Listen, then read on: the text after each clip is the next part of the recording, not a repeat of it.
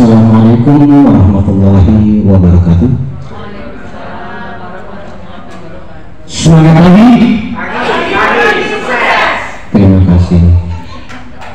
Baik Bapak Ibu sekalian, pada pagi hari ini, pagi menjelang siangnya karena sudah hampir jam 11, dan kita akan memasuki sesi pertama dari 3 hari pelatihan yang akan kita jalani, yaitu tentang strategi pemasaran ekspor.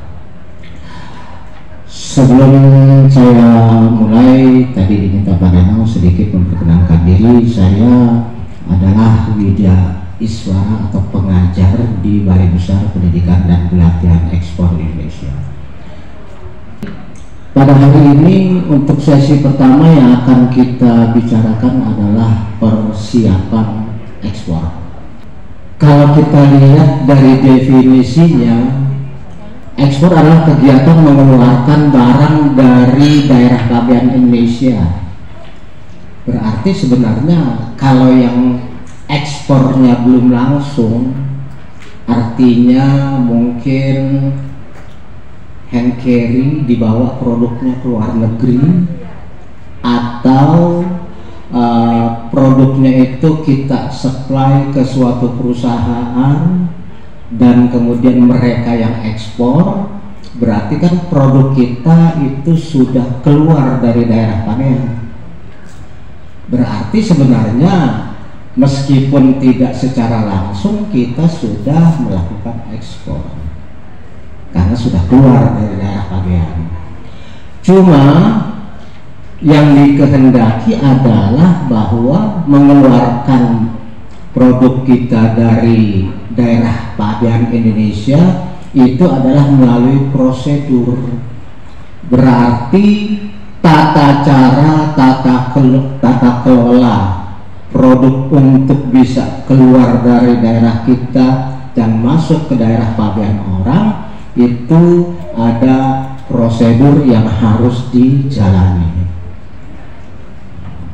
Nanti kan kita akan mengetahui bahwa produk kita itu termasuk kelompok mana. Apakah termasuk yang bebas, termasuk yang dibatasi, atau malah termasuk yang dilarang. Jadi harus melalui prosedur. Demikian juga di negara tujuan ekspor, pastinya kurang lebih sama dengan Indonesia. Mereka juga akan menetapkan barang mana yang boleh masuk dengan bebas, barang mana yang dibatasi masuk ke daerah mereka, atau barang yang dilarang masuk. Berarti ini harus kita ketahui ketika kita mau ekspor. Di wilayah kita sendiri, produk kita masuknya dalam kategori apa? Di negara tujuan ekspor juga demikian. Nah, ketika kita sudah bertemu dengan buyer alias pembeli, maka akan ada persyaratan yang disepakati antara kita selaku penjual dengan importer selaku pembeli. Karena importer itu umumnya adalah para pedagang yang akan menjual kembali produk yang mereka beli dari kita. Oleh karena itu pastinya mereka juga akan melihat bagaimana keinginan dari konsumen yang akan menjadi pembeli barang yang mereka jual. Trennya, desainnya, harganya, kemasannya, ya kan? Sehingga apa yang menjadi keinginan konsumen di negara mereka akan dipersyaratkan kepada kita ketika mereka mengimpor produk dari kita. Jadi dengan demikian, di samping memperhatikan regulasi internal Indonesia dan regulasi eksternal negara tujuan ekspor, kita juga harus memperhatikan apa yang jadi keinginan dari para importir. Kemudian seperti saya sebutkan tadi, di Indonesia seorang eksportir harus memperhatikan tata niaga atau peraturan tentang produk yang akan diekspor, ya. Kemudian juga tata niaga atau peraturan tentang produk yang akan diterima oleh negara importir. Di Indonesia sendiri persyaratannya adalah yang pertama terkait dengan kebijakan pengelompokan barang ekspor dan persyaratannya sebagaimana dituangkan dalam Peraturan Menteri Perdagangan Nomor 13 garis miring MDAK garis miring per garis miring 3 garis miring 2012. Jadi kita harus mengacu ke sana sebagai regulasi dasarnya.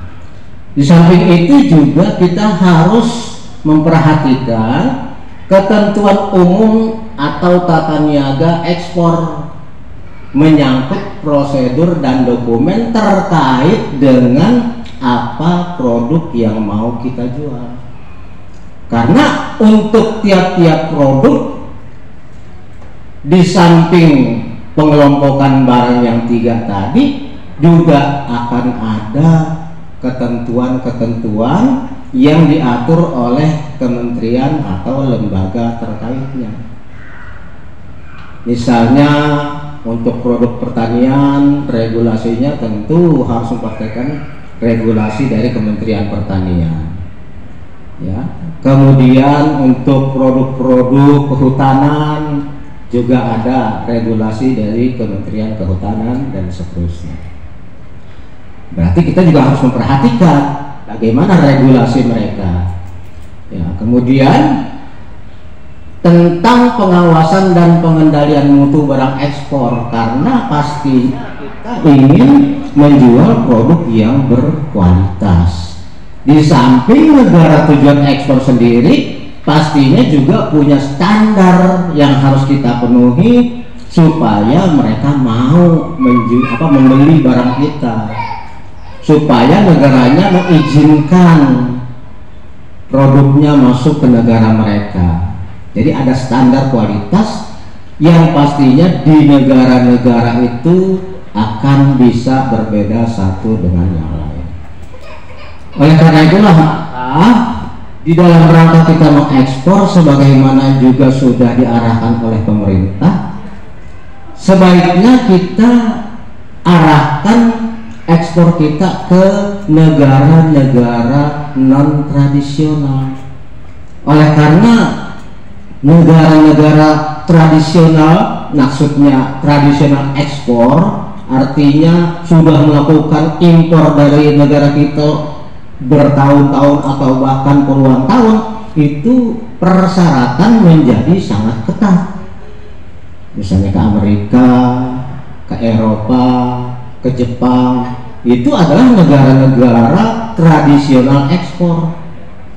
Sehingga untuk menembus pasar mereka sebagai kita eksportir baru bisa saja, tapi persyaratannya sudah ketat karena sudah menjadi negara langganan, katakanlah. Nah, di samping negara-negara tradisional ekspor itu, pemerintah memang mengarahkan kita untuk mengekspor ke negara non tradisional, artinya ke bukan negara-negara langganan tadi, ke negara Afrika, ke negara Asia, ke negara mantan komunis, ke Eropa Timur, Amerika Latin.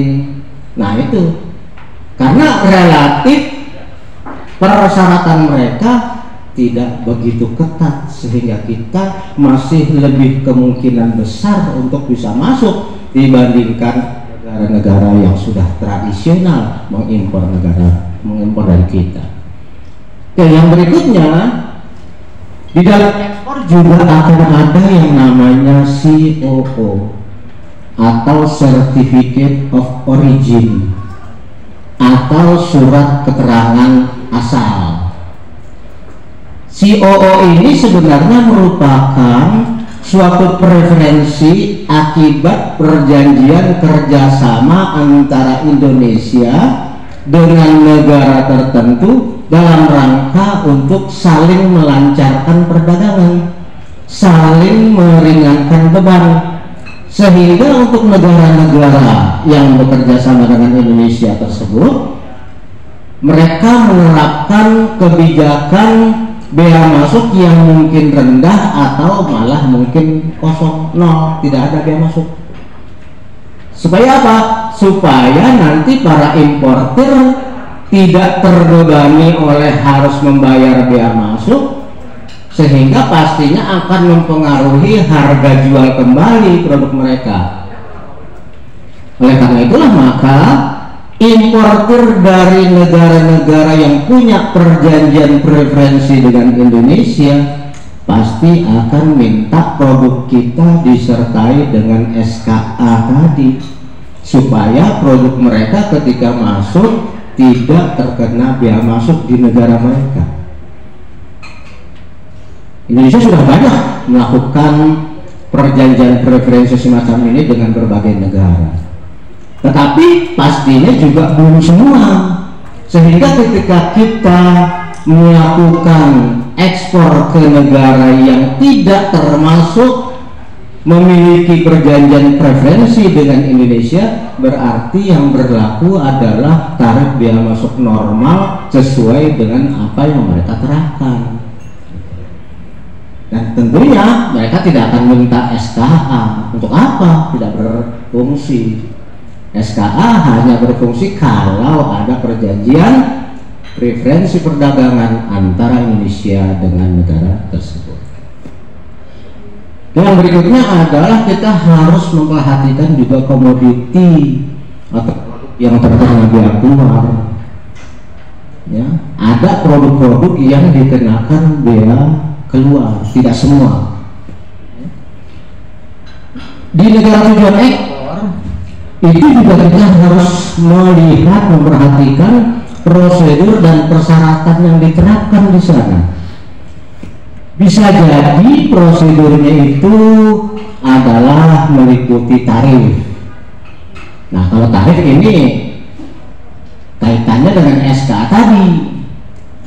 Jadi kalau misalnya pengenaan tarif yang tinggi untuk suatu barang impor dengan adanya SKA itu akan menjadi lebih ringan.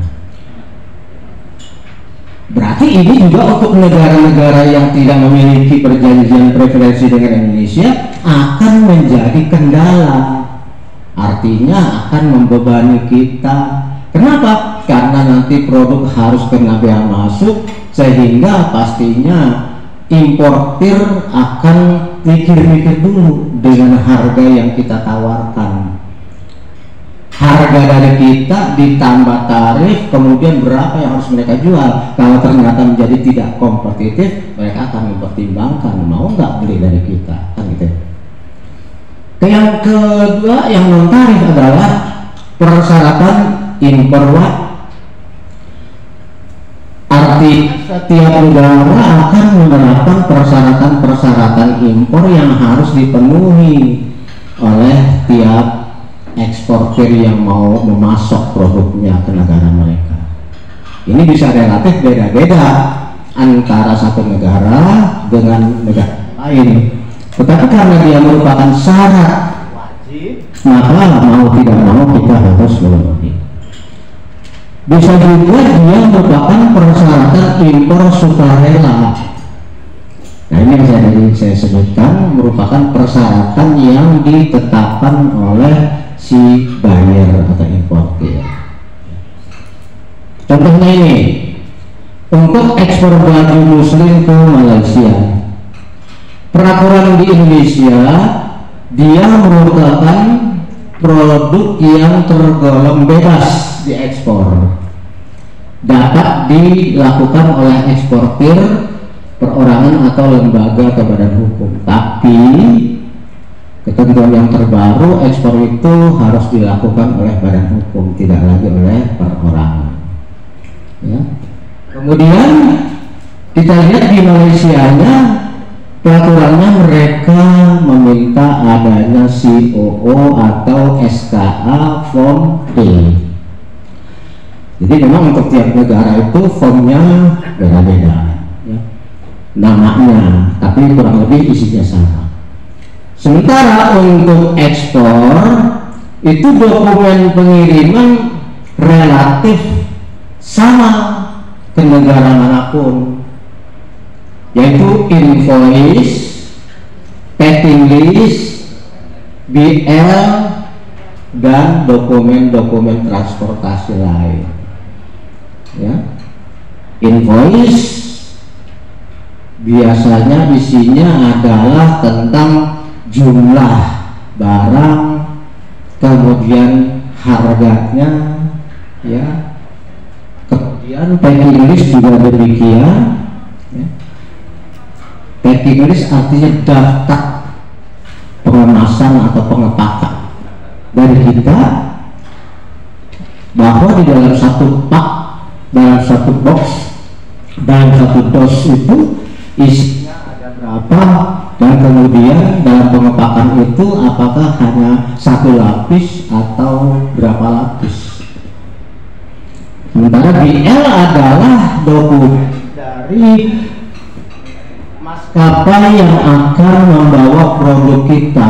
BL itu adalah maskapai yang melakukan perjalanannya melalui laut. Kalau melalui udara itu AWB atau Airborne Bills. Contoh berikutnya adalah untuk ekspor produk biji kopi ke Amerika. Peraturan di Indonesia, dia merupakan produk yang dibatasi. Eksportirnya harus merupakan badan hukum atau lembaga. Eksportirnya harus merupakan ETK atau eksportir terdaftar kopi. Juga ada dokumen lain yang dipersyaratkan, yaitu surat persetujuan ekspor kopi, juga ada COO, form ICO, kemudian ada ketentuan tentang standar kualitas, kemudian juga ada laporan survei. Ya, itu kalau kita mau jualnya ke Amerika, maka di Amerika itu juga harus sesuai dengan ketentuan yang diterapkan oleh FDA, Food and Drug Administration. FDA ini meskipun adanya di Amerika, ternyata banyak negara lain juga memberikan lembaga serupa, sehingga syarat masuk ke negara mereka otomatis menjadi lebih selektif karena adanya Food and Drug Administration ini. Bahkan Amerika sendiri itu punya yang namanya undang-undang yang mengatur tentang makanan yang masuk ke negara mereka, yaitu undang-undang bioterrorism. Artinya mereka mewaspadai teroris itu bisa masuk melalui makanan. Kemungkinannya kan bisa masuk melalui virus, sehingga makanan-makanan itu akan menjadi lebih ketat terseleksi. Nah, jadi harus melalui izin atau persyaratan yang diterapkan oleh FDA. Sedangkan dokumen pengirimannya kurang lebih sama, invoice, packing list, BL, serta dokumen transportasi lainnya. Nah, kita sebagai pengusaha yang semula pengusaha lokal, kemudian ingin mengembangkan bisnis ke kancah internasional, pada dasarnya semua produk itu memiliki pasar. Bahkan produk-produk yang kadang-kadang di negara kita merupakan produk yang tadinya kurang diperhatikan, tidak bernilai, akhirnya malah di luar bernilai tinggi. Misalnya daun pisang, ya, misalnya daun singkong atau porong yang sekarang lagi ngetop. Tadinya itulah produk-produk yang kurang diperhatikan. Ternyata di luar itu produk-produk tersebut malah laku dan memiliki nilai jual yang cukup tinggi. Maka kemudian kalau misalnya ada pertanyaan dari kita, produk saya bisa dijual nggak sih? Semua bisa.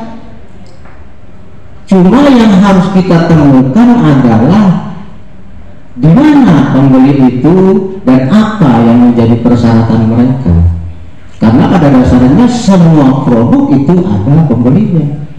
Dan kita juga jangan katakanlah dicemaskan oleh bahwa kalau yang namanya ekspor itu harus produk yang berkualitas tinggi. Tidak harus. Karena itu tergantung pada kepentingan atau persyaratan atau kebutuhan dari si pembeli. Kan kita tahu bahwa di setiap negara itu pastinya kan nggak mungkin masyarakatnya hanya terdiri dari satu lapis. Secara sosial ekonomis mereka itu paling tidak ada 3 lapisan. Lapisan bawah, lapisan tengah, lapisan atas. Dan masing-masing punya kebutuhan. Jadi artinya kita bisa ekspor tanpa harus yang atas terus. Tergantung si pembeli akan memenuhi kebutuhan dari pembeli lapisan mana, ya kan? Apakah dia akan memenuhi kebutuhan dari konsumen lapisan tengah atau lapisan bawah? Bagi mereka tidak masalah mau bawah, mau atas, mau tengah, yang penting kan laku, ya kan? Jadi tentang kualitas ini sendiri sebenarnya relatif. Indonesia sendiri kan walaupun secara peraturan itu harus mengimpor barang-barang yang baru, tapi nyatanya barang bekas juga banyak. Terutama pakaian-pakaian bekas kan laku di Indonesia. Ya kan? Berarti di negara lain juga begitu. Di Amerika sekalipun kan nggak semuanya orang kaya. Udah takdir Allah bahwa semua manusia dimanapun 3 lapis itu.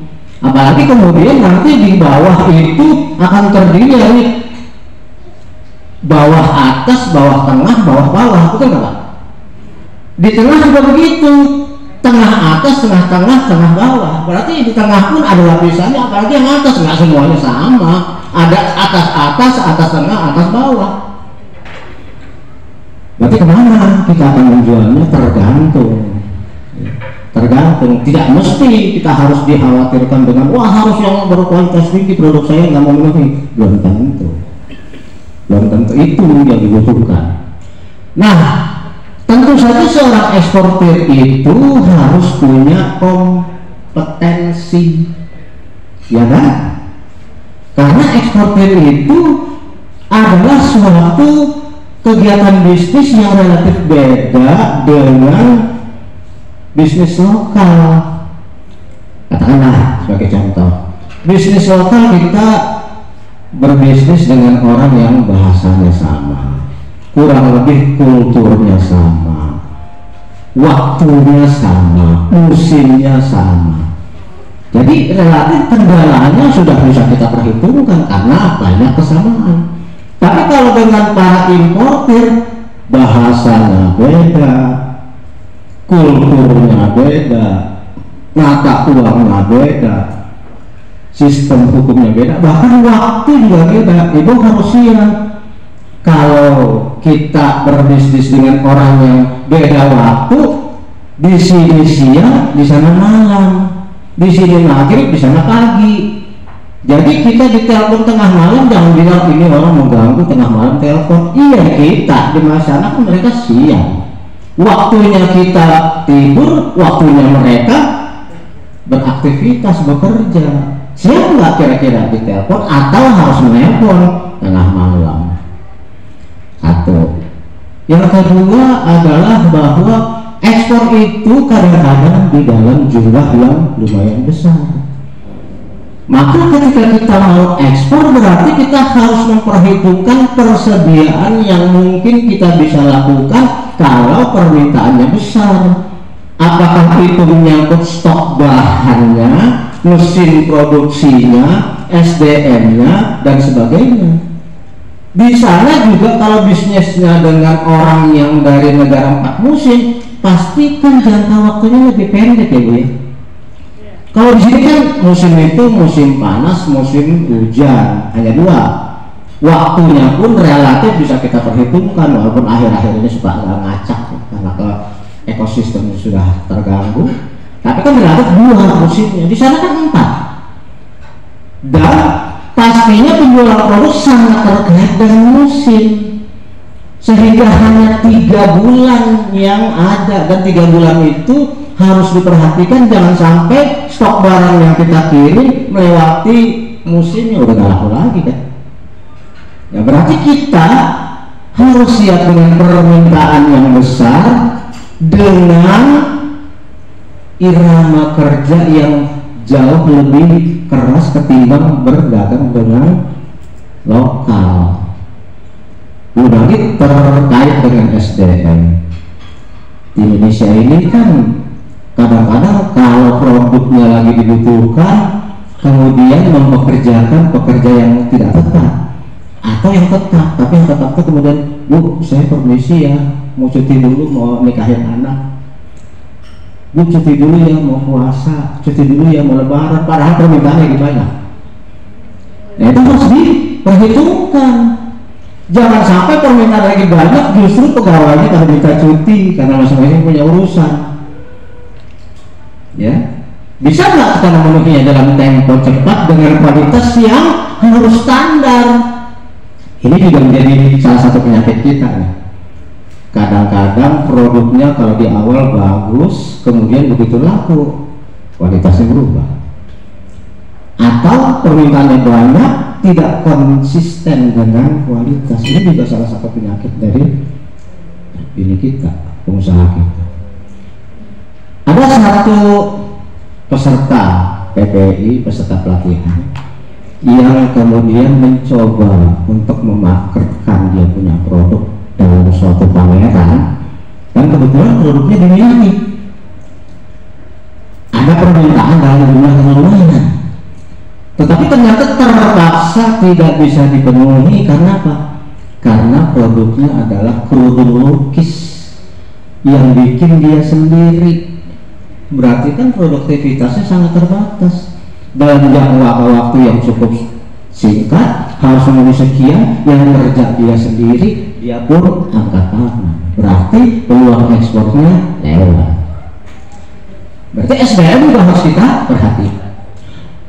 Nah, berarti ada 3 area kompetisi yang harus kita penuhi selaku eksportir, calon eksportir. Yang pertama adalah kita harus memiliki bisnis readiness, kesiapan untuk menjadi pebisnis ekspor. Yang kedua, kita juga harus melakukan pengembangan pasar. Yang ketiga, baru kita bisa masuk ke pasar yang kita kehendaki. Artinya kita nih, kalau tadi saya tanyakan Bapak dan Ibu apakah sudah ada yang ekspor dan rata-rata menjawab belum, maka harus 3 hal ini diperhatikan sebelum kita masuk ke dalam suatu negara tujuan ekspor. Maka hal-hal ini harus kita perhatikan. Yang pertama adalah kita harus melakukan potential identification, artinya identifikasi. Bapak Ibu mau ekspor harus melakukan analisis dulu ke dalam, kira-kira punya kekuatan enggak untuk bisa memenuhi. Dilihat dari produknya, dilihat dari SDM-nya, dilihat dari bahan bakunya, dilihat dari mesinnya, gitu kan ya. Nah, jadi harus lakukan dulu itu. Yang kemudian juga kita harus melihat ke negara tujuan ekspor. Apakah di negara tersebut ada peluang untuk produk kita masuk ke sana? Maka kalau ke dalam diri sendiri atau internal kita melakukan identifikasi kekuatan dan kelemahan kita, Maka keluar di negara tujuan ekspor, kita melakukan identifikasi peluang yang ada dan kemungkinan hambatan untuk masuk ke sana. Sehingga nanti berdasarkan itu, setelah kita melakukan analisa SWOT, strength, weakness, opportunity, threat, maka kita akan temukan suatu kondisi yang harus kita benahi. Jadi ibaratnya kalau kita ingin melakukan suatu aktivitas tapi kita merasa ragu dengan kondisi tubuh kita, maka kita datang ke dokter. Ke dokter akan melakukan analisa bagaimana kondisi kita untuk bisa sampai menyelesaikan pekerjaan itu. Nah, berarti setelah dokter melakukan diagnosa, dia akan keluar dengan suatu saran. Bapak Ibu lihat kondisinya seperti ini, berarti harus ini dulu, minum obat, istirahat, gitu kan ya? Sehingga nanti kalau kondisinya sudah oke, silahkan melakukan aktivitasnya. Maka kita juga begitu. Kalau melakukan ekspor berarti lihat internal, lihat eksternal, apa yang ada benahi, baru kita jadi siap. Oke, kita akan lebih jelas kalau kita secara praktek melakukan analisis SWOT, sehingga masing-masing jadi tahu nih bagaimana menganalisis kondisi kesiapan ekspor masing-masing. Oke. Kemudian berdasarkan dari hasil SWOT analisis itu, tentunya kita memiliki confidence. Apa itu? Rasa percaya diri. Rasa percaya diri ini tentunya akan membuat kita menjadi bersemangat untuk melakukan aktivitas ekspor. Kenapa? Karena kita sudah tahu kondisi kita sudah tahu peluang kita sudah tahu apa yang harus dilakukan, dan kita sudah juga melakukan apa yang mesti dilakukan dalam rangka persiapan. Ujungnya pasti kita sudah lebih siap, sudah lebih confidence, sudah lebih percaya diri. Oke. Baru kemudian barulah kita bangun suatu visi, cita-cita, mau kemana ekspornya, ya kan? Mau kemana, dan pastinya juga kita membuat perencanaan. Jadi di tahap awal ini sudah ada langkah-langkah yang akan mengarahkan kita kepada business readiness. Kadang-kadang kan kita ini suka tanpa perencanaan langsung jalan saja, seperti tadi ibu yang mau ekspor produk logis tanpa menghitung perencanaan, tanpa melakukan analisis SWOT, langsung ikut pameran, kebetulan ada peminat tapi tidak bisa dipenuhi.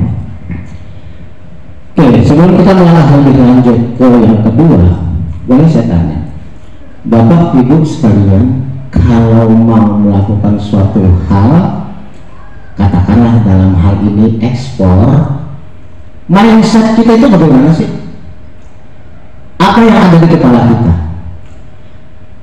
Bisa tapi sulit, atau sulit tapi bisa? Nah, coba akan saya tanya, Bu, bisa tapi sulit atau sulit tapi bisa? Sulit tapi bisa. Bisa tapi bisa. Oke. Sulit tapi bisa. Sulit tapi bisa. Sulit tapi bisa. Sulit tapi bisa. Bisa tapi bisa. Oke, ada dua yang beda. Oke. Sulit tapi bisa. Oke. Sulit tapi bisa. Sulit tapi bisa. Bu. Sulit tapi bisa. Oke, belakang. Bisa tapi sulit. Oke. Sulit tapi bisa. Bu, enggak Bu, ya. Sulit tapi bisa.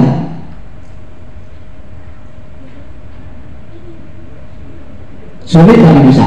Bapak Ibu dengarkan sendiri, jawabannya mayoritas adalah sulit tapi bisa. Tapi ada juga yang bisa tapi sulit. Barangkali kita perlu dengar yang bisa tapi sulit itu kira-kira pandangannya seperti apa ya? Dasar pemikirannya sehingga bisa mengatakan bisa tapi sulit. Assalamualaikum warahmatullahi wabarakatuh. Waalaikumsalam. Menurut pandangan saya, bisa tapi sulit itu misalnya seperti ini Pak. Kita mendapat orderan, ya. Kita bisa menyelesaikan semua orderan, tapi sulitnya itu kadang kita terbentur dengan birokrasi, itu atau permodalan, itu dia Pak. Oke, tapi pada dasarnya sebelum memulai ibu sudah confidence bisa, meskipun ternyata ada kesulitan. Ya. Oke Bu, sulit tapi bisa, kenapa Bu? Terima kasih atas kesempatannya. Saya memang belum pernah ekspor. Usaha saya baru sekitar 8 bulan. Yang saya bayangkan gitu, pasti nanti di dalam proses ini saya akan mendapat kesulitan. Tapi dengan optimis saya menyatakan bahwa saya bisa. Oke. Gitu aja, Pak. Gitu. Tapi seperti ibu katakan belum ekspor, sekarang mau ekspor. Iya. Tapi kemudian yang pertama ibu temukan dalam diri adalah bayangan kesulitan. Walaupun percaya bisa. Kesulitan tuh nggak, maksudnya itu proses gitu ya, saya pikir. Kesulitan itu adalah proses-proses untuk saya menuju ekspor. Gitu. Oke, apapun, pokoknya ada kesulitan yang duluan muncul gitu kan? Ya kesulitan atau kendala? Bukan kendala, jadi bukan sulit menurut saya Pak, tapi proses gitu. Intinya ibu yakin bisa atau kemudian bisa tapi sulit atau sulit tapi bisa? Itu sulit tapi bisa. Sulit tapi bisa. Iya. Oke, Bapak Ibu sekalian, sulit tapi bisa atau bisa tapi sulit, intinya kan kesulitan dan kemudahan. Kesulitan dan kemudahan itu kan seperti apapun juga yang ada di dunia ini pasangan. Kanan kiri, depan belakang, atas bawah, gelap terang, siang malam, laki-laki perempuan, nggak bisa dipisahkan. Berarti kesulitan ataupun kemudahan itu tidak bisa kita hindari. Kesulitan dulu adanya di drama sinetron Indonesia, Bu, nangis terus. Tapi dalam kenyataan enggak ya? Dalam kenyataan kadang kita nangis, kadang kita ketawa. Hari ini kita ketawa, besok nangis. Berarti berganti-gantian, tidak nangis terus, tidak ketawa terus. Berarti dalam hal kita memulai suatu hal, mindset yang harus kita pasang adalah optimisme dulu. Sebab dengan optimisme tadi kesulitan-kesulitan bisa terurai. Tapi kalau kesulitan dulu yang muncul, maka kebiasaan-kebiasaan menjadi hilang. Benar nggak? Kita mau masuk ke sini nih, belum pernah ke ruangan ini, tapi ruangan ini tertutup dan gelap. Kira-kira berani nggak masuk? Coba aja. Kalau berani, tapi kan mikir-mikir dulu ya. Apalagi di Indonesia ini beda dengan negara-negara Barat yang di sana itu hanya ada Dracula, vampir atau Walking Dead. Indonesia ini kan Indonesia yang kaya raya, termasuk kaya akan berdemit. Ya kan? Mulai dari bayi ada tuyul, remaja ada kuntilanak, dan nenek ada nenek gayung. Semua umur berlomba-lomba menjadi duit. Berarti kita jadi penuh dengan ketakutan mau masuk ruangan ini. Tetapi kalau memang kita adalah orang yang memang optimis, biarin aja. Ada demit sekalipun dia kita tetap masuk dengan berani, nggak ada masalah. Memang akan ada juga ketemu. Tapi kalau misalnya kita berani, bodo apa? Gitu kan? Tapi kalau memang kita mindsetnya sudah penuh ketakutan, nggak berani masuk. Berarti kalau mau ekspor juga, kalau di dalam diri kita sudah mindsetnya penuh dengan kendala-kendala, yakin mundur maju, akhirnya jadi berani. Siapa yang beli? Laku atau enggak? Wah, berhadapan dengan orang bahasanya aja kagak ngerti. Sistem gimana? Nanti disurang, nanti dibohongin. Wah, pokoknya ada banyak ketakutan.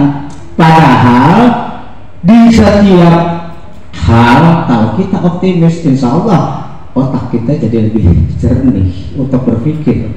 Kalau ada ketakutan pasti negatif terus yang muncul. Ibu ya, Kita kan lebih baik berpikir positif, tapi jangan sampai positif ini. Kalau positif kita payah. Kadang-kadang orang sekarang kan lebih senang yang negatif ketimbang yang positif. Positif malah takut. Ya, sebenarnya dianggap negatif. Oke, itu stage pertama. Stage kedua adalah kita harus membangun pasar kita atau market development.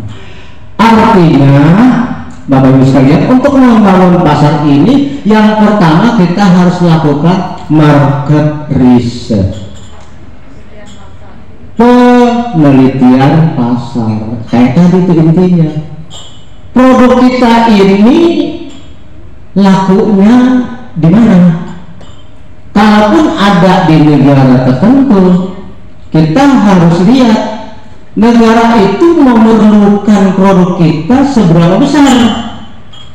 Karena bisa jadi yang akan memasok produk yang sama bukan hanya kita, ya kan? Dari sekian banyak pemasok itu, persediaan yang masih ada untuk kita masuk berapa besar, ya kan? Terus orang-orang yang memasok itu berapa besar juga, sehingga kita bisa tahu peluang kita ke sana. Kalau rasanya negara tersebut memang membutuhkan satu produk, tapi kemudian produk itu sudah dipasok oleh negara lain dan boleh dikatakan hampir penuh, berarti kita nggak perlu masuk ke sana. Cari lagi pasar lain yang masih terbuka peluangnya. Di samping itu juga untuk masuk ke sana, di samping masalah market share-nya, yang harus kita perhatikan syarat-syarat masuk ke sana itu apa? Bisa nggak produk kita masuk ke sana? Termasuk juga untuk lapisan mana, atas, tengah, atau bawah, kira-kira kita bisa masuk nggak? Kemudian di negara tersebut pengusahanya siapa saja? Bisa nggak kita mengontak mereka untuk menawarkan produk kita? Saya pengusaha ini, bernama ini, produknya ini, dari mana?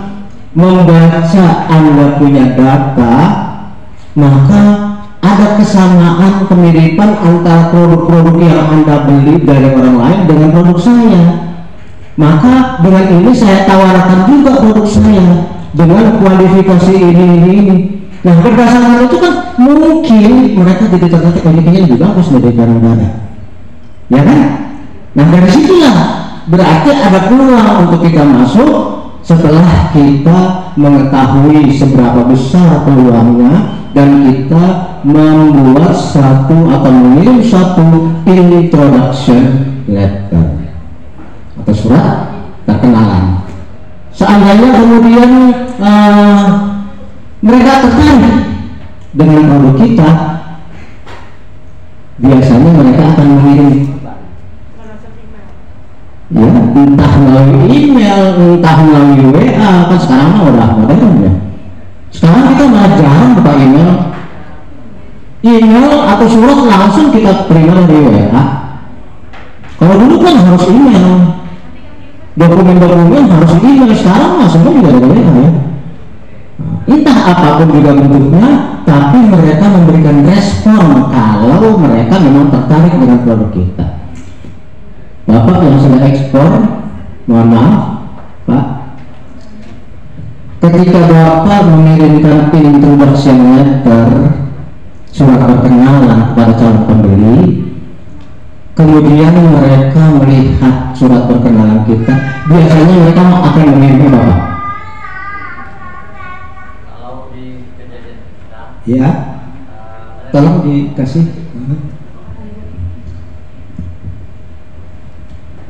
Terima kasih. Karena posisi kami itu berdekatan. Oke. Saya tinggal di Bengkalis. Oke. Kita undang mereka ke lokasi kita, melihat kolam-kolam udang kita. Oke.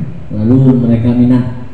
Mereka datang langsung. Ya, datang langsung. Oke. Kita ada makan malam bersama. Oke. Nah, kemudian kita coba kirim perdana pada waktu itu di akhir 2019, masuk 2020 pandemi. Itu terkendala yang besar. Oke. Kebetulan karena dekat. Iya.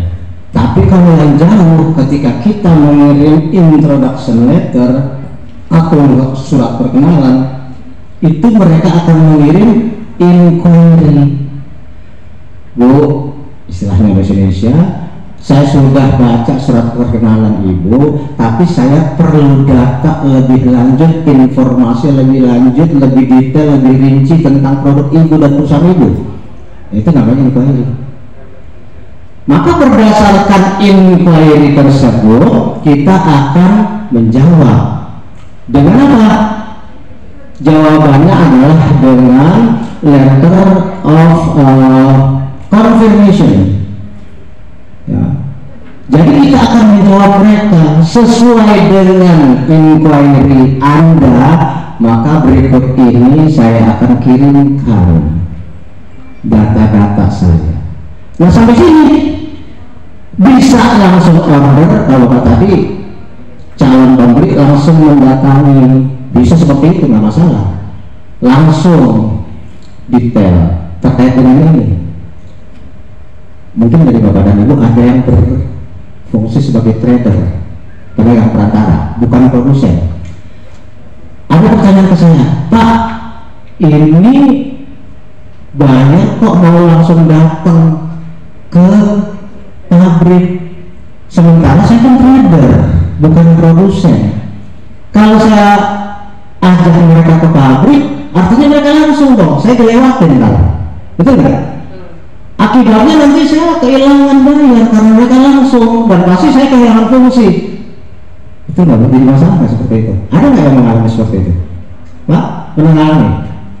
Biasanya kayak seller itu kalau nanti dia langsung ngomongin ke produsennya gitu, dia merasa kayak dilewatin gitu. Iya, bagaimana kalau seperti itu kasusnya? Nah itu saya Coba, maaf biar semua dengar, oke? Ya? Kalau saya cuma pengalaman pribadi Pak, saya sebenarnya produsen. Oh gitu. Jadi yang sering komplain, maksudnya yang sering ngobrol ke saya itu yang resellernya. Nanti kalau misalnya ke Mbak langsung, nanti gimana dong harga aku? Nah, kayak gitu. Nah itu juga saya pengen tahu jawabannya gimana sebenarnya solusi itu. Oke, solusi saya jawab. Barangkali ada pengalaman, silakan Bu. Assalamualaikum warahmatullahi wabarakatuh. Waalaikumsalam. Pengalaman saya jadi trader, biasanya saya sama produsen ada buat MOU Pak. Oke. Jadi berapa harga saya itu yang saya tawarkan kepada buyer. Oke. Nah itu yang harus disepakati dengan produsen. Nah itu dia Pak. Andai kata si buyer langsung, tetap harga itu kan? Iya, yang di MOU kan itu. Oke. Berarti walaupun tanpa Ibu harganya tetap itu. Iya. Tapi kan dia langsung, berarti Ibu kehilangan posisi. Pak, saya seharusnya sebagai seorang trader dia udah hubungan baik dengan produsen. Ya, pasti. Ya, itu satu. Kedua dia udah punya MOU Pak. Harga khusus dia menjual kepada buyer. Oke. Nah, biasanya itu buyer biasanya terjadi repeat order. Kebanyakan dia udah pegang itu, udah lanjut aja faktor kalinya berapa, terus berapa dolar. Nah, itu dihitung sesuai dengan kuantiti yang diekspor permintaannya. Iya, katakanlah datang permintaan dari satu buyer. Kemudian semula melalui si trader. Iya. Lalu kemudian dia minta ketemu langsung dong dengan Ibu. Oke. Ya. Tentu si trader tabakan kan. Iya. Tapi kemudian apa boleh buat, dia pun izinkan si buyer ketemu Ibu. Pada saat itu mungkin Ibu masih memperhitungkan si trader karena masih ada kaitan. For nextnya dia diam-diam tidak lagi dengan trader, langsung Ibu. Apakah Ibu tetap memperhatikan harga apa komisi buat si trader? Saya temui beberapa produsen Pak, mereka tetap komitmen Pak. Langsung tetap diberikan. Ya, itu bagus. Tapi kalau misalnya dia sudah ada melakukan pelanggaran etika bisnis, itu biasanya kami ada kelompok kami di reject Pak. Oke. Berarti dia tidak lagi akan menerima komisi.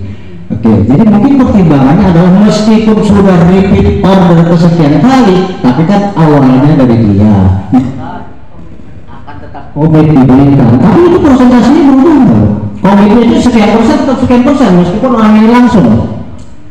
itu sesuai dengan kesepakatan kemarin itu faktor kali dengan faktor kuantitas itu kuantitasnya tetap sama Pak. Sama, meskipun si bayar langsung. Bagus sekali. Iya, ini Pak, kita harus cari yang produsen yang jujur.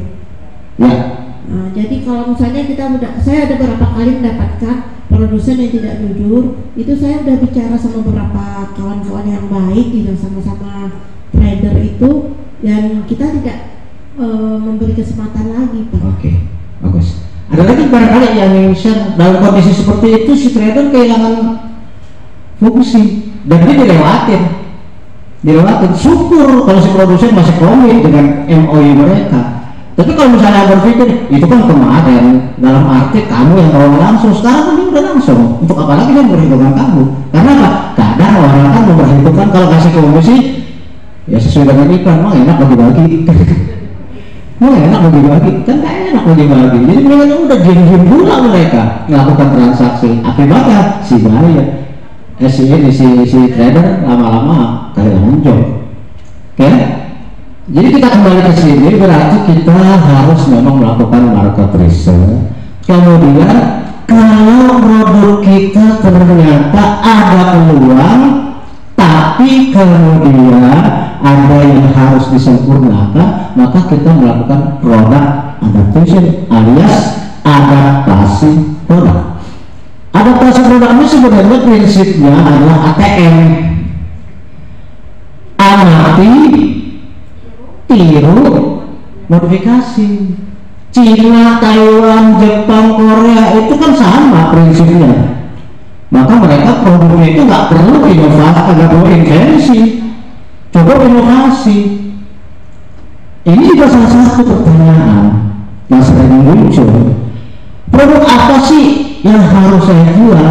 Maka dengan market research kita lakukan penelitian produk apa yang sedang tren, kita amati, kita tiru, tapi harus ada modifikasi. Artinya jangan 100% niru, karena pasti nanti kena undang-undang hakim atau paten atau apa, kena gugatan.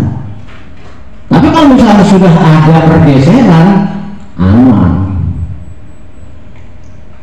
Merek Adidas sepatu, Adidas sudah terkenal, kita bikin yang serupa, mirip. Lalu mereknya kan kalau pakai Adidas juga jadi masalah, kita bikin di depannya Sadidas gitu kan ya, pakai X depannya, Sadidas gitu, atau Hamidas gitu ya, jadi saya Hamidas, ada ibunya, ada bapaknya, ada Adidas, anaknya gitu kan. Tapi kan nggak kena itu, kenapa? Ada pergeseran di namanya, paling tidak untuk nama dia tidak ada masalah. Kan banyak tuh, ada aqua, ada sangkua, ada macam aquamarine, aqua semuanya, ya, aqua dan sebagainya, macam-macam lah. Tapi udah digeser-geser. Jadi amati, tiru, modifikasi. Itu namanya product adaptation atau adaptasi produk. Ya. Kemudian kita juga harus melakukan marketing strategi. How to build the relationship.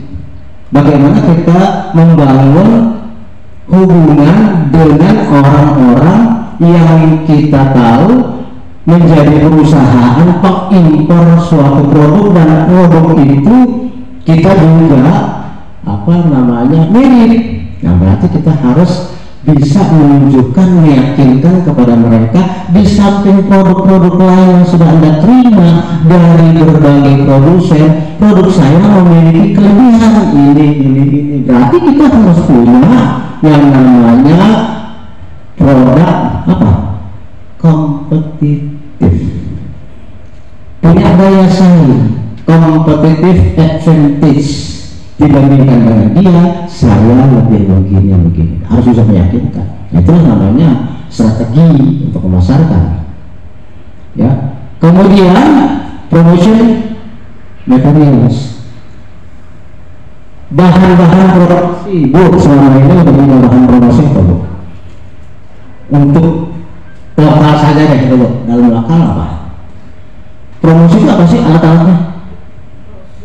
Brosur, kartu kartu nama, terus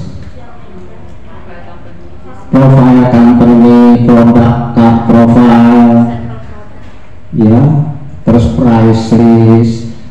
Tapi sekarang era digital, ibu udah punya website. Nah, terus kemudian apa namanya, kita juga sekarang akrab dengan media sosial. Punya media sosialnya apa aja? Instagram, Facebook, punya akun YouTube. Ada. Apa bu isi akunnya itu? Viewernya banyak nggak? Lumayan. Karena apa? Media sosial itu sekarang internasional ya. Semua bisa nonton. Sehingga kita memang harus memaksimalkan. Kita punya Facebook, kita punya Instagram, kita punya YouTube, dan kita punya yang lain media sosial. Bagi contoh ini, saya pernah ke Jepang, lalu kemudian di sana saya menemui UKM seperti ibu ini, Bapak Ibu. Dia adalah seorang produsen produk makanan yang akan diolah kembali, itu masih makanan mentah. Apa produknya? Yaitu sayur yang diracik-racik nanti kemudian dikemas untuk diolah kalau orang mau makan. Katakanlah di sini misalnya untuk sayur lodeh, sayur asem gitu ya. Jadi dalam kemasan packingnya itu, kalau sayur lodeh itu kan kita tahu isinya apa aja, sayur asem kita tahu. Berarti masih bahan mentah kan? Ketika saya datang ke sana, masuk ke ruang produksi, itu saya harus lepas sepatu. Lepas sepatu dan sandal yang disediakan di sana, lalu kaki saya juga harus masuk ke suatu kolam yang isinya antibakteri, gitu ya. Cuci kaki dulu, dan saya juga harus mengenakan jubah lab, harus pakai tutup kepala, harus pakai masker, padahal jauh sebelum pandemi, harus pakai sarung tangan. Sebegitu ketatnya, padahal mereka memproduksi makanan yang kalau mau dimakan harus diolah dulu, berarti kan pakainya habis dong. Tapi tetap mereka menjalankan prosedur itu. Sementara ketika saya berkunjung ke UKM di suatu provinsi, di Jogja dalam hal ini, kemudian saya mengunjungi produsen bakpia, katanya mau ekspor juga karena peserta juga ketika saya kunjungi ke tempatnya. Tapi saya masuk ke ruang produksi, saya nggak perlu ganti sepatu, langsung masuk aja, entah di mana saya injak apa, ya. Saya pun nggak perlu pakai penutup kepala, jas dan sebagainya, nggak perlu. Bahkan saya lihat pekerjanya sambil ngulek adonan itu tanpa masker, tanpa penutup kepala, tanpa sarung tangan, sambil ngobrol. Itu kan berarti air mengalir sampai jauh, ya. Berarti kan air mengalir sampai jauh itu. Terus makanya kadang-kadang kita temukan produk apaan? Coba bandingkan. Seandainya produk bapak dan ibu kemudian dibuatkan videonya, tapi niru yang dari Jepang, kemudian masukin ke YouTube, kira-kira emang mahal bu? Mana? Enggak, video yang saya buat itu video cukup dari HP, bisa, ya kan? Kemudian tentu di set, bagaimana? Disetting supaya kondisinya seperti apa yang saya temui di Jepang tadi, dan itu masuk ke YouTube kita, masuk ke website kita, ditonton oleh orang-orang seluruh dunia, atau minimal oleh orang yang pengen tahu produk ibu, kira-kira ada dampaknya beda nggak dengan dia langsung datang ke tempat kita. Kalau datang ke tempat kita seperti bapak tadi dengan kondisi kayak gitu, kira-kira dia mau meninggal? Mikir lagi. Tapi kalau misalnya dia sudah mendapatkan suatu gambaran bahwa produk kita dibuat dengan cara kayak gitu, ya kan, pasti dia akan lebih confident datang ke tempat kita untuk membuktikan, ketimbang yang tadi itu kita berani pula lempar ke YouTube dengan kondisi kayak gitu. Nah, jadi media sosial itu juga sangat berpengaruh sekarang ya. Ada nggak pengaruhnya yang dirasakan ketika menggunakan media sosial dalam rangka mempromosi. Ada ya? Apa pengalamannya kira-kira? Melalui media sosial apa? Tuh, ada yang bisa saya silakan. Melalui media sosial apa? Dan apa dampak? Oke, baik, terima kasih atas kesempatannya. Jadi kalau zaman sekarang ini kan sudah serba digital ya Bapak. Jadi dengan adanya media sosial ini kita bisa menjangkau pasar yang lebih luas, kayak gitu. Nah, jadi dengan adanya kita kan juga ada website ini Pak. Jadi promosi kita itu juga sudah kemana-mana itu karena adanya website, media sosial dan berbagai macam akun juga. Namanya juga media sosial, kita bisa menjangkau orang yang tidak ada misalnya dengan hashtag. Nah, kebanyakan orang yang mencari kita itu adalah orang-orang yang belum kenal karena banyak hashtag kita, kayak gitu. Atau mungkin dari copywriting, caption yang kita berikan, dan juga tentunya dari foto produk kayak gitu, yang mungkin dulunya hanya sebatas di domisili kita memasarkan produk atau konvensional. Dengan adanya media sosial orang tahu gitu, apalagi tadi gua bilang WhatsApp gitu kan, siapa sih nggak punya WhatsApp kayak gitu kan. Dengan adanya media ini akan memudahkan kita untuk mempromosikan produk kita kayak gitu Pak. Intinya Anda sendiri sudah merasakan manfaat langsung terhadap produk dengan menggunakan media sosial. Sudah. Ya, jadi memang sekarang ini era digital memudahkan kita. Kalau dulu untuk mencari atau melakukan market research, paling enggak kan kita ikut pameran ya, ke luar negeri. Memang itu efektif untuk melihat secara langsung, tapi kan modalnya besar untuk ikut pameran atau ikut trade mission, modalnya besar, ya kan?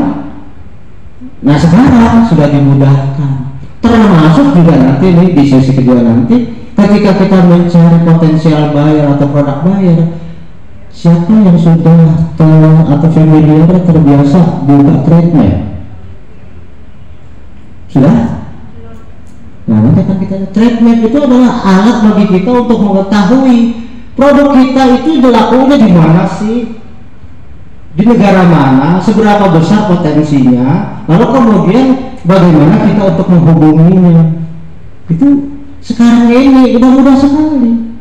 Kalau dulu ya susah karena web seperti itu, website itu masih terbatas. Terus sekarang banyak sekali. Tapi kita akan lihat nanti yang termudah saja, yaitu trade map yang dikeluarkan oleh suatu badan di bawah PBB, yang artinya datanya valid. Kalau dulu data tidak valid, banyak yang asal. Kalau sekarang datanya valid, datanya juga bisa dipercaya, ya, aktual pula, bisa valid, aktual artinya nggak kadaluarsa. Itu kan penting ya, valid tapi kadaluarsa ya kan bisa dipakai. Kadaluarsa tapi valid, siapa aja, ya. Oke. Prosedur promotional material suatu kemudian berikutnya adalah financing and getting paid.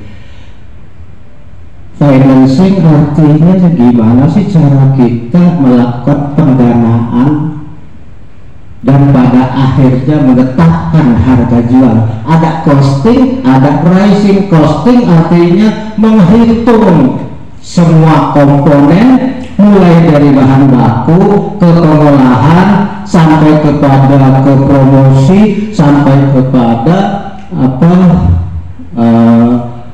pengiriman. Ini nanti akan kita lihat, tidak ada ini ya, tidak ada padanan, tidak ada papan tulis dan spidol supaya saya bisa oret-oret. Karena di dalam kita melakukan ekspor itu juga kita harus mengenal yang namanya Incoterms. Ada yang sudah tahu? Belum tahu?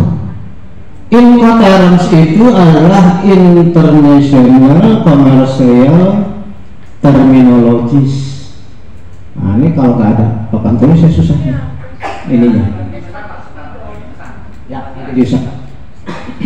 Dari sana kita bisa akan menentukan kita getting paid-nya atau kita menentukan harga jualnya berapa. Kita menghitung semua komponen, termasuk kita memilih indikatornya. Karena semua harga internasional yang akan terjadi antara kita dengan buyer itu tergantung dari ini. Tapi kita tunda sampai nanti Anda Bapak tulis. Oke, ini bagian kedua ya. Stage 2 market development. Berarti setelah kita masuk ke stage 1, stage 2, baru kita pede untuk market entry, masuk ke pasar. Karena kita sudah persiapkan diri, persiapkan produk, sudah persiapkan promosi, sudah menghitung, sudah tahu infotainment dan sebagainya. Tentunya terakhir ya kita masuk dong ke pasar. Nah, yang masuk pasar itu harus ada marketing plan, perencanaan pemasaran. Ya, perencanaan bagaimana? Karena di masing-masing negara itu sistemnya beda-beda. Ada yang bisa langsung ke konsumen, ada yang harus melalui agent, harus ada yang melalui asosiasi, beda-beda. Jadi kita harus tahu strategi masuk kita ke sana. Mungkin juga kita perlu partnering. Partnering artinya kemitraan. Harus ada kemitraan. Ini kalau saya nulis di sini, apa bisa semua lihat, mas, deh, ada sebelah sini tengah, jangan yang itu melihat itu nanti yang sebelah sini nggak ya, di sini, tengah-tengah. Oke, cukup ini kayaknya, mudah-mudahan cukup ya. Incoterm, International Commercial Terminologies, syarat-syarat perdagangan internasional. Pada dasarnya, ya, orang mau ekspor itu yang pertama kan ini pabrik kita di negara kita ya, selaku eksportir. Kemudian ini adalah pelabuhan laut atau udara di negara kita, ya. Kemudian ini perjalanan dari pelabuhan ke pelabuhan negara NPE. Ini bisa melalui laut atau melalui udara. Terakhir, ini adalah kantor dari pembeli kita. Ya kan? Ini pabrik kita, ini pelabuhan negara kita, ini pelabuhan negara mereka, dan ini kantor mereka. Persoalannya, ketika kita mau ekspor, pengirimannya kemana? Apakah cukup di sini berarti export? Mereka datang seperti Bapak tadi, kemudian beli di tempat, bayar di tempat, bawa sendiri. Mereka gimana Pak? Mereka beli di tempat atau kita nanti kirim? Yang Bapak alami? Ya. Kita kirim Pak. Kita kirim. Nah, kirimnya ini akan macam-macam. Apakah kita kirim, tanggung jawab kita cukup sampai pelabuhan kita, itu berarti FOB, free on board. Tanggung jawab kita ya di sini, pengiriman. Ada resiko ya masih kita, tapi sampai hanya ke pelabuhan muat, naikin ke atas kapal, free on board. Jalan ke sana bukan tanggung jawab kita lagi, gitu. Kita hanya sampai di situ. Berarti harga yang harus kita perhitungkan kan berarti harga FOB, gitu kan ya? Karena resiko kita cuma sampai situ. Tapi kalau seandainya kita kemudian berani melakukannya kirim sampai ke pelabuhan mereka, pastinya kan resiko beda. Karena karena ini melalui perjalanan juga yang menjadi tanggung jawab kita. Di samping domestik dari pabrik ke pelabuhan, juga dari pelabuhan ke pelabuhan. Kalau melalui laut kan banyak resiko, ada ombak, ada perubahan cuaca, ya kan, kalau siang panas, kalau malam dingin, ya akibatnya produk mengalami perubahan. Apalagi kemudian kalau kemasannya tidak memenuhi, pasti gara-gara diombang-ambing sampai secara serpihan, kan gitu kan.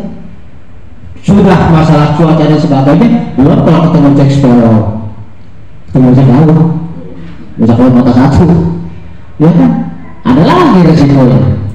Tapi keberanian kita untuk mengirim sampai sini itu adalah CIF atau CFR, artinya Cost Insurance and Freight atau Cost and Freight.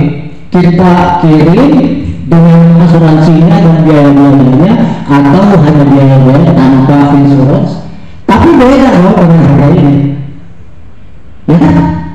Karena kita di sini lebih berani, pasti harganya beda. Disitulah sebenarnya letak kemungkinan muncul keuntungan. Kalau kita makin berani, ya kita makin besar. Apalagi kalau kita berani kirim sampai ke kantor mereka, delivery duty paid, pasti harganya tinggi sekali. Tapi berani nggak? Umumnya orang memang kalau tidak di sini ya di sini, ini yang paling banyak. Kenapa? Sampai di pelabuhan udah urusan mereka, tanggung jawabnya, kita tidak masuk lagi. Tapi kalau sampai di sini saja, tentu harganya harga apa? Harga lokal. Kenapa kita nggak nanggung resiko apa-apa? Mana mau mereka bayar lebih? Mereka datang ke pabrik kita, harganya berapa? Ya tentu karena pengangkutannya adalah mereka, resiko adalah mereka. Ya mereka cukup beli di situ dengan harga yang ada di situ. Karena berikutnya kan mereka yang bertanggung jawab. Nah disinilah kemudian perbedaan-perbedaan dasar yang harus benar-benar dipahami. Kalau mau ekspor itu kita mengungkapkan ini saja, atau ini, atau ini, atau ini. Karena itu masalah alokasi tanggung jawab yang pastinya akan menyebabkan terbukanya peluang untuk menetapkan harga. Dengan adanya ini maka kita jadi leluasa mau pilih yang mana. Pemilihan itu pastinya harus dengan apa? Negosiasi. Kenapa? Pembeli pasti namanya manusia ya, maunya harga ekspor tapi dididik gitu loh, dikirim sama tempat dia. Kita eksportir maunya kerjaan ekspor tapi harga dididik, itu nggak mungkin. Ya kan? Kita maunya harganya harga di DP tapi kerjaannya ekspor, bisa nggak mau. Mereka juga begitu, maunya harganya harga ekspor tapi sampai ke tempat dia di DP, ya rugi. Maka kemudian terjadilah negosiasi. Di dalam negosiasi inilah kedua belah pihak antara A dan B ini akan memperjuangkan masing-masing kepentingannya, yang pada akhirnya kalau sudah sepakat mereka akan menandatangani yang namanya trade contract atau export contract. Ya, kontrak dagang. Ya, di dalam kontrak dagang inilah akan terlindungi kedua kepentingan. Karena mungkin saja akan terjadi seperti ini, Bu. Ibu sudah kirim ke negara banyak produk-produk, ya kan? Lalu kemudian sampai di sana mereka mengklaim produk ibu tidak sesuai dengan pesanan, lalu mereka nolak bayar. Saya nggak mau bayar karena produk yang Anda kirim tidak sesuai dengan pesanan saya. Padahal kita sudah berusaha untuk memenuhinya. Kira-kira gimana tuh, Bu? Sakitnya itu di sini kan. Udah dikirim kemudian dia tolak. Gimana Bu? Ada pernah ngalamin? Pak pernah ngalamin kayak gitu nggak Pak? Pernah ngalamin? Kirim ditolak, di reject? Alhamdulillah tidak. Tapi kalau sampai mengalami seperti itu kira-kira gimana? Nangis aja ya. Seperti itu. Ya udahlah memang itu takdir. Ya kalau sekali dua kali kalau terus-terusan. Untungnya kalau misalkan serba ini ya, rezeki untung dulu ya. Kecelakaan, putus kaki satu, untung cuma satu gitu.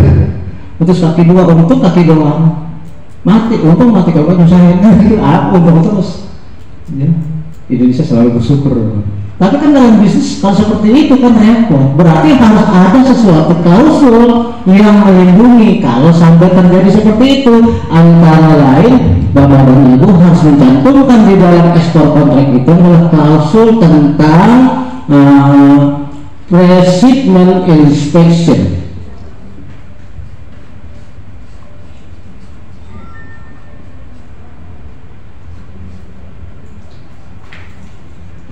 Pre-shipment inspection ini artinya adalah sebelum produk dikirim ada kesepakatan untuk diperiksa dulu oleh pihak buyer. Saya mau kirim barang nih, tapi sebelum dikirim tolong Anda lakukan dulu pemeriksaan, jangan sampai Anda klaim nanti produk saya udah sampai di sana, Anda tolak lagi. Periksa dulu deh, gitu ya kasarnya. Nah nanti si buyer itu bisa saja akan apa? Dia mengutus agen dia, atau dia datang sendiri, atau dia menyewa jasa dari surveyor.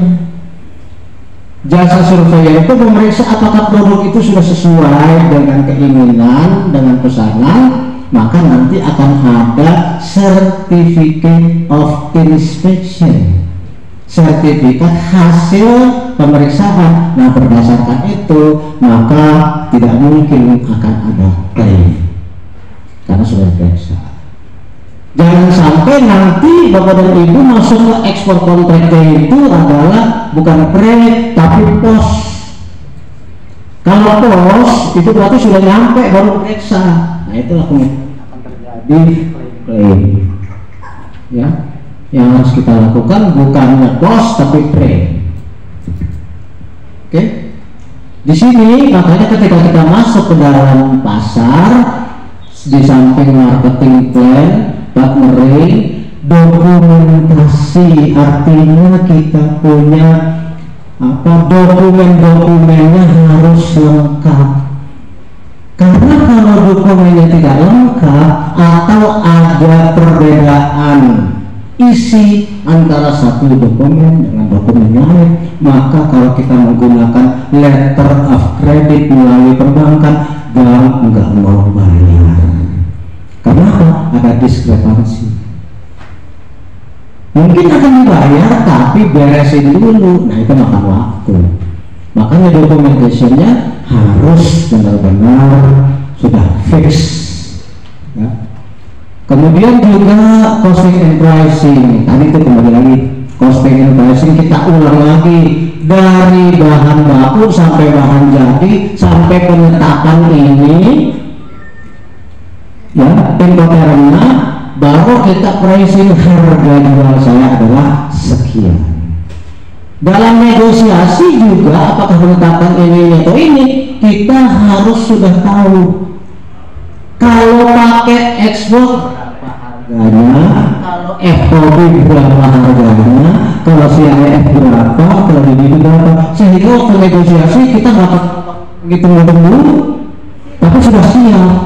Kebanyakan dari kita UKM bahkan ketika ikut suatu expo atau pameran ekspor tidak siap, ngitung-ngitung dulu. Ya kalau tepat, kalau ternyata salah ngitung bisa jadi ya kan, karena terburu-buru. Maka Bapak dan Ibu harus mempersiapkan yaitu costing and pricing-nya supaya tepat ketika mau deal dengan calon pembeli. Nah kemudian juga yang harus kita perhatikan adalah packaging and labeling. Karena apa? Karena produk yang akan kita kirim itu melalui perjalanan jauh. Apakah kemasannya lapis, dua lapis, atau 3 lapis ya satu demi aman produk tersebut sampai ke tujuan ekspor. Dan harus ada labeling artinya untuk memudahkan produk kita dikenali oleh pembelinya. Kan di pelabuhan banyak produk yang mungkin kemasannya sama, peti kemasan sama, kemudian kemasan juga sama, makanya harus ada labeling. Labeling itu tentu harus kita beritahukan kepada pembeli, produk saya ini nanti labeling ini, sehingga nanti dia gampang mengenali produk. Kemudian transportation and logistik ini, masalah transportasi dan persediaan bahan baku harus kita perhitungkan dengan cermat. Baik, Ibu, menjelang kita istirahat makan siang 15 menit lagi, barangkali ada yang ditanyakan tentang apa saya sampaikan di sini. Ya, silakan, tolong itunya mic biar semua dengar. Tolong oper.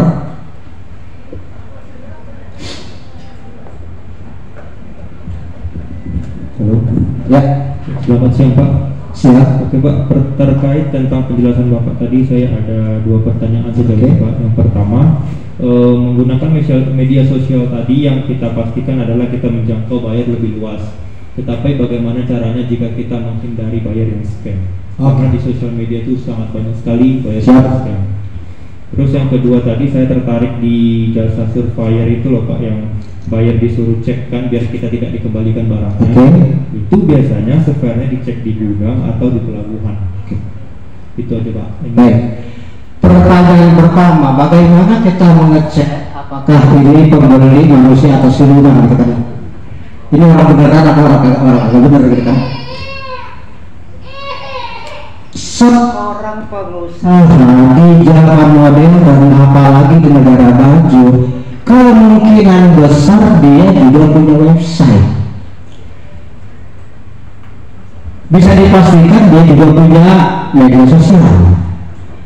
Maka kalau dia mengirimkan kepada kita suatu link akun, tinggal kita copy lalu kemudian kita cari di Google Engine. Kalau mau keluar berarti benar. Kalau abal-abal enggak, apalagi website mahal ya. Iya, berarti kita melihat recordnya. Begitu juga bisa kita lakukan hal yang sama di media sosial. Kalau ternyata memang ada dan ada recordnya di sana, bukan hanya nama kemudian foto palsu dan sebagainya, bisa kita lihat kan di Facebook dan sebagainya. Itu cara pertama untuk kita mengecek kebenaran. Cara kedua, kan kita perwakilan di negara lain, ya kita punya atase, kita punya ITPC, kita punya perwakilan ekonomi di kedutaan, dan juga negara yang kita tuju pasti punya perwakilan kedutaan. Kepada mereka kita minta informasi, tolong dong ini dicek apakah ini pembeli serius atau penipu kasar. Maka mereka dengan suka hati nggak mau dong negaranya dipermalukan, ya kan? Mereka membantu kita. Saya sering tuh, Pak, saya dapat calon buyer nih, tapi saya nggak tahu nih gimana kredibilitasnya. Maka saya kirim nama itu kepada atase atau ITBC, mohon tolong cek, dicek sama mereka, lalu mereka pun akan mengirim balasan, nama ini ada rekodnya dan bagus, silahkan lanjutkan, gitu. Jadi kita bisa melakukan pengecekannya itu sendiri melalui medsos maupun website, ya, atau kita melalui perwakilan-perwakilan. Gitu. Oke. Pertanyaan kedua tentang kemungkinan adanya penolakan, adanya reject. Apakah inspeksi itu dilakukan di pabrik atau di pelabuhan? Gitu kan ya? Apakah dilakukannya before atau after? Gitu. Semua tergantung kepada negosiasi. Karena dalam negosiasi kan kedua belah pihak akan menyepakati. Oke, sebelum saya kirim, ya, Anda harus melakukan inspection. Mereka setuju, karena kepentingannya juga. Jangan sampai begitu dikirim ternyata nggak cocok, kan mereka juga terganggu bisnisnya kan. Oke, mereka setuju. Berikutnya, siapa yang melakukan? Pastinya kan bukan kita, ya kan? Bisa dari pihak mereka, apakah mereka sendiri, atau mereka menunjuk, atau mereka mau menunjuk surveyor. Biayanya dari mana? Kesepakatan lagi. Siapa nih yang akan membayar inspeksinya? Bisa dari pihak si penjual, bisa dari pihak si pembeli, bisa patungan, karena kedua belah pihak itu punya kepentingan. Kalau sampai direject kan si penjual juga rugi, si pembeli juga rugi, tertunda, ya kan? Maka bagaimana pembayarannya? Ingat, di dalam suatu transaksi intinya adalah kesepakatan kedua belah pihak yang dilakukan melalui negosiasi. Negosiasi sekarang kan nggak mesti ketemu tatap muka, melalui digital udah biasa, nggak ada masalah. Apalagi sekarang video call, nggak mesti juga kita hanya telepon, wah ya. Bisa melalui video call sehingga kita juga minta tolong dong di belakang Anda itu pabrik Anda atau kantor Anda, dia juga begitu, tolong dong saya mau lihat Anda ada di tempat produk. Kan dari sini akan ketahuan kredibilitas kedua pihak ya. Karena video call bukan hanya suara tapi juga bisa melihat gambarnya. Mereka bisa minta Anda tolong ada di pabrik, dan kemudian saya nanti mau ngomong sama Anda punya guru, ngomong langsung ada tentang produk, bisa kan? Nah berarti akan lebih meyakinkan seperti itu. Intinya apapun isi dari trade atau sale contract adalah bagaimana kesepakatan kedua belah pihak. Oke. Aspek internal yaitu yang harus kita pahami sebelum kita mulai menjadi atau mempersiapkan ekspor adalah perusahaan kita, manajemennya, produknya, fasilitas produksinya, dan juga pengiriman barang. Ini. Jadi dari sini kita bisa melihat perusahaan kita, legalitasnya udah siap belum? Kemudian mesinnya, kemudian lokasinya, kemudian SDM-nya dan sebagainya.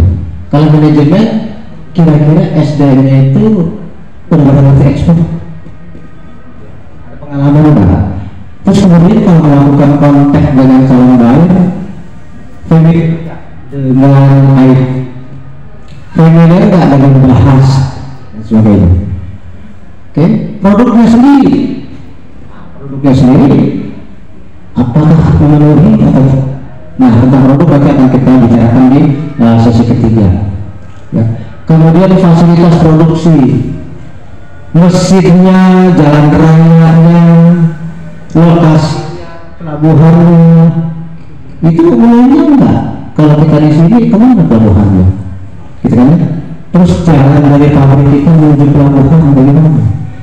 Gitu. Kenapa? Itu pastinya akan terkait dengan masalah ini. Kalau FOB saja, kalau tempatnya jauh ke pelabuhan kan pasti di sini akan besar. Karena bukan mungkin akan ada resiko. Ya.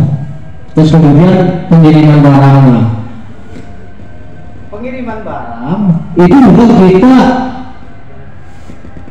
asal tahu saja bagaimana pengurusannya. Samalah kita mengirim paket, kan bukan kita yang urus, kita kirim ke Tiki, JRE, kan dia yang ngurus pengirimnya, ya kan?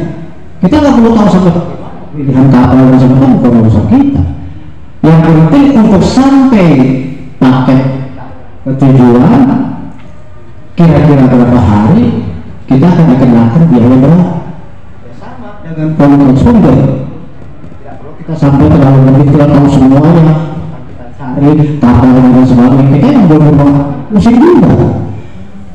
Ya kan? Kata di kantor pos enggak? Itu yang penting.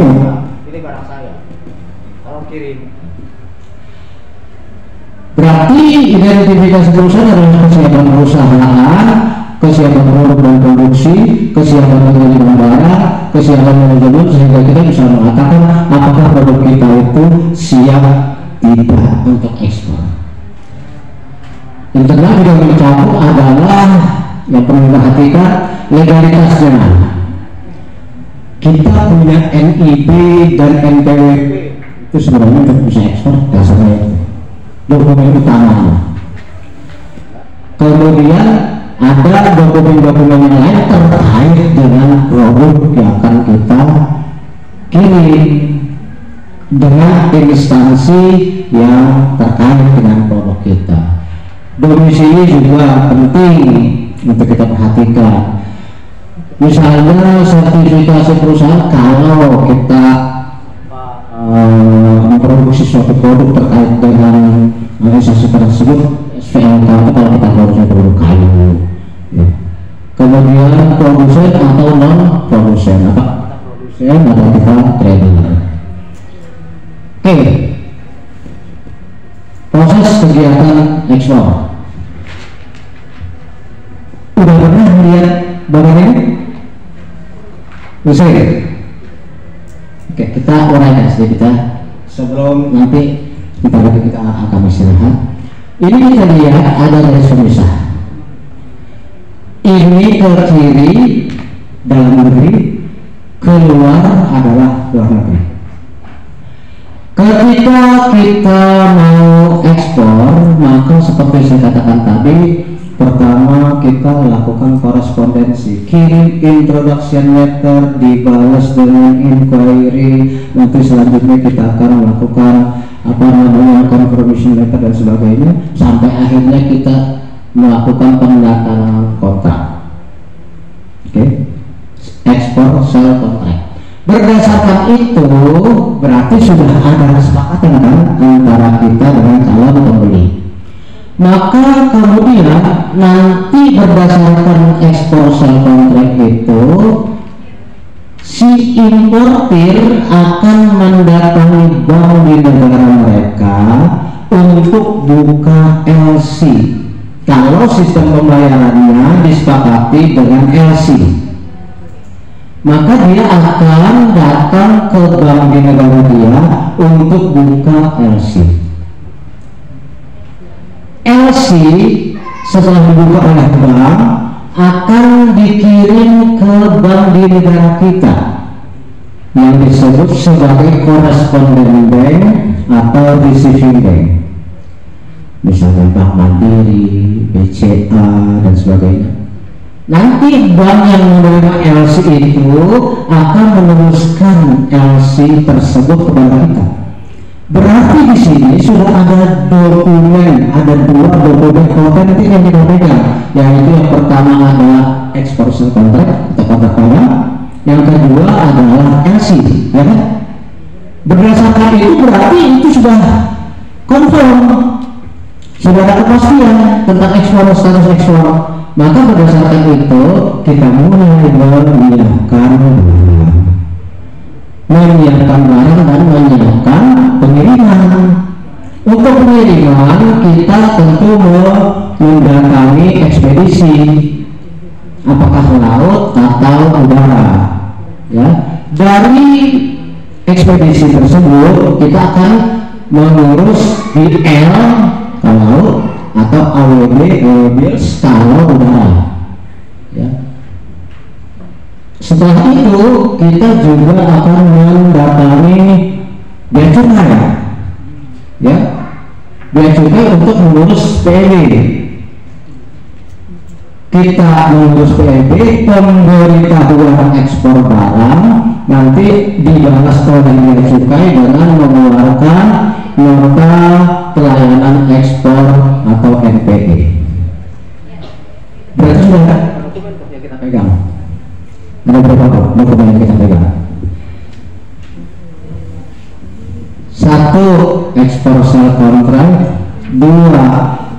3BL 4 NPE, ya kan? 5, kemudian kita ke Kementerian Perdagangan atau dinas atau instansi penerbit SKA kalau ekspornya ke negara yang punya perjanjian preferensi, ada SKA nya. Nah, berdasarkan dokumen-dokumen yang sudah kita terima itu, kita datang lagi ke bank yang tadi inisiasi. Berdasarkan dokumen yang kita sudah kumpulkan, maka bank pun membayarkan harga ekspor kita.